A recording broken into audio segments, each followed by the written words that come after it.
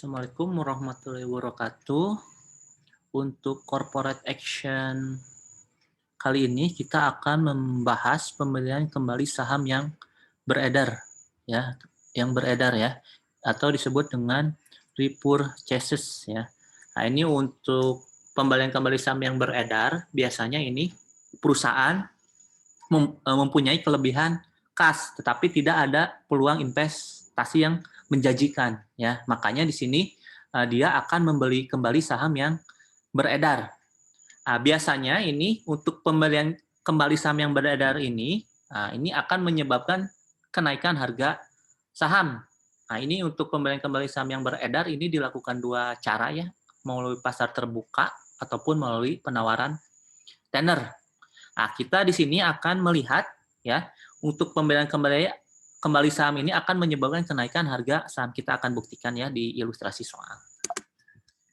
Kita lihat di sini contoh kasus PT Beta. Nah, ini memiliki earning after tax ya nilai 2 miliar di sini.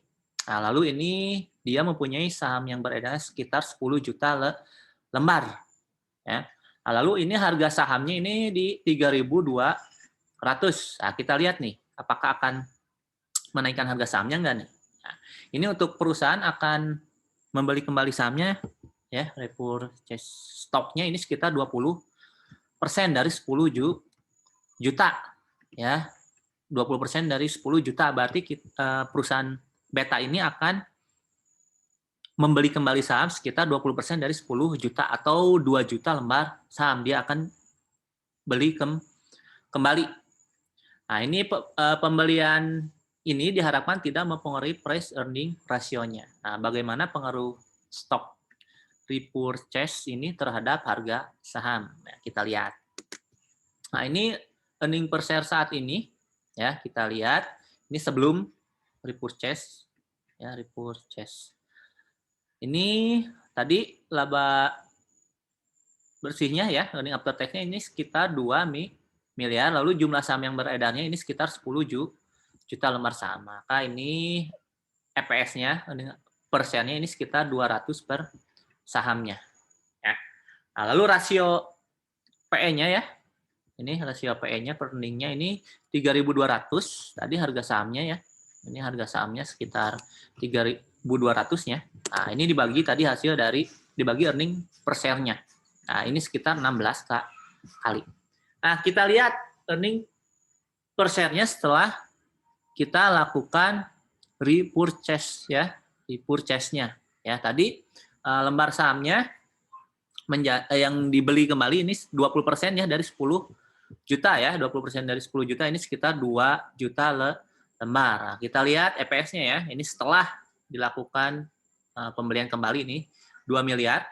Nah, dibagi 8 juta. Yang 10 juta ini kan tadi kita tarik ya, tarik dibeli kembali, bukan ditarik ya, dibeli kembali sekitar 2 juta. Maka ini jumlah sahamnya sekitar 8 juta yang beredarnya karena dibeli kembali. Maka ini untuk persennya ini 250 per saham.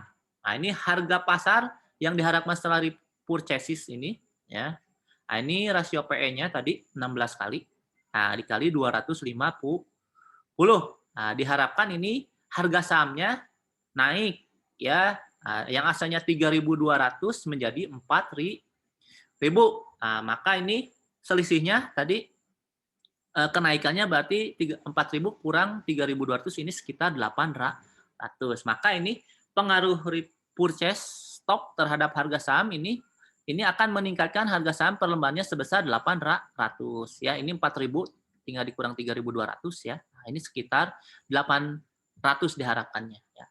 Nah, lalu ini karena tadi EPS-nya naik menjadi 250. Yang tadi ya otomatis ini 16 kali 250.